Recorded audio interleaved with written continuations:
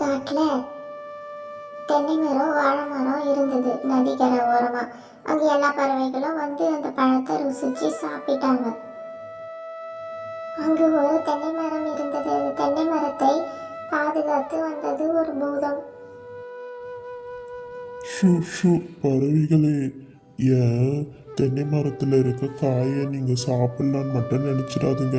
இந்த தென்னை மரத்தில் இருக்க காயெல்லாம் எனக்கு சொந்தம். இந்த மரத்தை நான் பாதுகாத்துட்டு வரேன். என் அனுமதி இல்லாமல் இந்த தென்னங்காயெல்லாம் நீங்கள் சாப்பிட முடியாது அப்படின்னு அந்த பூதம் சொல்லிட்டு இருந்தது. உடனே அங்க வந்த 2 காகங்கள் வாழைப்பழத்தை ருசித்து சாப்பிட்டு கொண்டிருந்தனர்.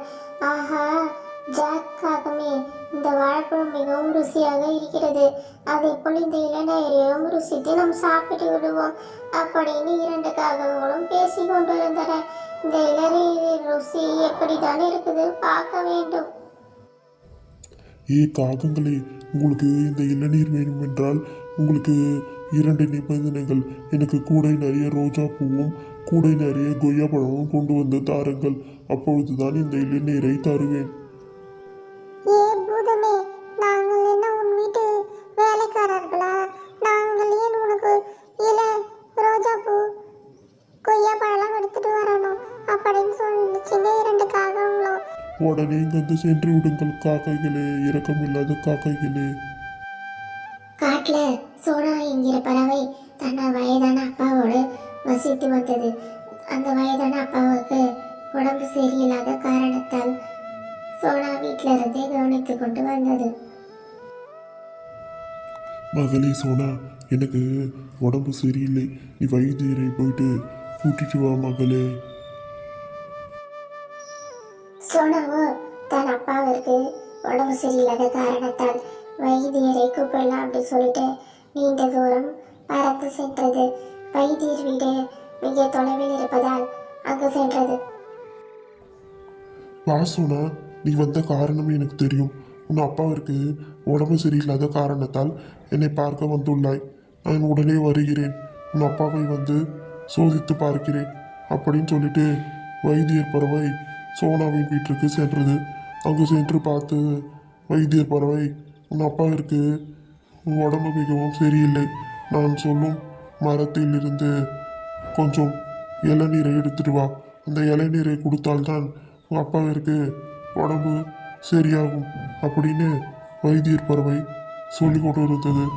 உடனே சோனாவும் அந்த இடத்திற்கு செல்லலாம் என்று கூறப்பட்டது. அங்கு சென்று இளநீரை பருத்தி கொண்டு இருந்தது சோனா. இளநீரை பருத்தி கொண்டிருந்தது சோனா. அதற்குள்ளே அங்கு வந்தது அந்த பூதம். பறவையை கொஞ்சம் நில், இந்த இளநீரை எடுப்பதற்கு முன் நான் சொல்லும் நிபந்தனைகளை கேள், அப்பொழுதுதான் உனக்கு இந்த இளநீர் கிடைக்கும் அப்படி சொன்னது பூதம். எனக்கு கூடை நிறைய ரோஜா பூக்களும் கூடை நிறைய கொய்யா பழங்களும் எடுத்துக்கொண்டு வந்துட்டா, அப்போதான் இந்த இளநீரை நான் உனக்கு தருவேன் அப்படின்னு சொல்றது பூதம். இங்கே அடிக்கடி 2 திருட்டு காகங்கள் வருகின்றன. அந்த திருட்டு காகங்களிடம் நான் ஒரு கூடை ரோஜா பூவும் ஒரு கூடை கொய்யா பழமும் கேட்டேன். ஆனால் அந்த பறவைகள் எடுத்துட்டு வர மறுத்துட்டாங்க. அந்த பறவைகள் ரொம்ப சோம்பேறியாகவும் இருந்தாங்க. எந்த வேலையும் செய்யவும் மாட்டாங்க, மற்றவங்களுக்கு உதவியும் செய்ய மாட்டாங்க. ஆனால் உன்னை பார்த்தால் நல்ல பறவையாக தெரிகிறது. சரி பூதமே, என் அப்பாவிற்கு உடம்பு சரியில்லை, இந்த இளநீரை கொடுத்தால் என் அப்பாவிற்கு உடம்பு சரியாகும் என்று வைத்தியர் சொன்னார். அதனால் தான் இந்த இளநீரை எடுக்கலான்னு வந்தேன். உனக்கு ஒரு கூடை ரோஜா பூவும் ஒரு கூடை கொய்யா பழமும் கொண்டு வந்து தருகிறேன் அப்படின்னு சொன்னது சோனா பறவை. சரின்னு சொல்லிட்டு அந்த இடத்தை விட்டு புறப்பட்டது சோனா. அங்கிருந்து சென்று நீண்ட தூரம் சென்று ரோஜா பூவும் கொய்யா பழமும் எடுக்கலான்னு சென்றது. ரோஜா தோட்டத்திற்கு சென்ற சோனா அங்கு தனக்கு தேவையான ரோஜா பூக்களும் கொய்யா பழங்களும் எடுத்துக்கொண்டது. பின்பு பூதத்துக்கு கொடுக்கலாம் என்று சென்றது சோனா.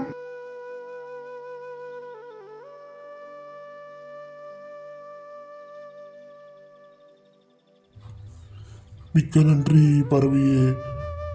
உன்னால் தான் எனக்கு ஒரு குடை ரோஜா பூவும் கொய்யா பழமும் கிடைத்தது. அந்த மோசமான காகங்கள் மாதிரி இருக்காமல் நீ மிகவும் நல்ல பறவையாக இருக்கிறாய். அதனால் உனக்கு இளநீரை தருகிறேன். இந்த இளநீரை எடுத்துட்டு போய் உங்கள் அப்பாவுக்கு கொடுத்த உடனே கொஞ்ச நேரத்திலே உங்கள் அப்பாவுக்கு நோயெல்லாம் சரியாகிவிடும் அப்படின்னு பூதம் சொல்லி கொண்டு இருந்தது. ஒரு இளநீரை படித்து சோனாவிற்கு கொடுத்தது பூதம். அதை சந்தோஷமாக எடுத்துக்கொண்டு சென்றது சோனா. அதற்குள் அந்த திருட்டு காகங்கள் அங்கே வந்து இளநீரை பறித்து பறித்து போட்டுக்கொண்டு இருந்தன. உடனே அங்கே வந்த பூதம், ஏ காக்கையே, மறுபடியும் வந்து விட்டாயா? எனக்கு தொல்லை கொடுப்பதற்கு என்று மறுபடியும் மறுபடியும் இங்கே வந்து எனக்கு தொல்லை கொடுக்குறாயா அப்படின்னு சொன்னது பூதம். இங்கிருந்து சென்று விடு காக்கையே, இல்லைன்னா என்னோட கம்பால நீ அடி வாங்க வேண்டி வரும் அப்படின்னு சொன்னவுடன் அந்த காக்கை அங்கிருந்து சென்று விட்டது. இந்த ஜாக்காகவும் ஜன்னல் வழியாக மறைந்து கொண்டு இந்த பறவை என்னதான் செய்கிறது என்று பார்த்து கொண்டிருந்தது. இந்த இளநீரை எடுத்து தன் அப்பாவிற்கு கொடுத்தது சோனா. கொஞ்ச நேரத்திலே இந்த இளநீரை கொடுத்தவுடன் சோனாவின் அப்பாவிற்கு உடம்பு சரியாகியது. இந்த மந்திர இளநீரால் சோனாவின் அப்பாவிற்கு உடம்பு சரியாகியது. இந்த இரவின் நேரத்தில் அந்த பூதம் இங்கே வராது ஜில். அதனால நம்ம இந்த மந்திர இளநீரை எடுத்துட்டு போயிடலாம் நம்ம வீட்டுக்கு அப்படின்னு இரண்டு காகங்களும் பேசி கொண்டு இருந்தன. அந்த சோம்பேறி பூதம் எங்கேயாவது தூங்கி கொண்டு இருக்கும். இந்த இளநீர் மரத்தை இந்த பூதம் காத்து வருகின்றதாம். நாம் அதற்கு தெரியாமல் இந்த இளநீரை எடுத்துக்கொண்டு சென்று விடுவோம்.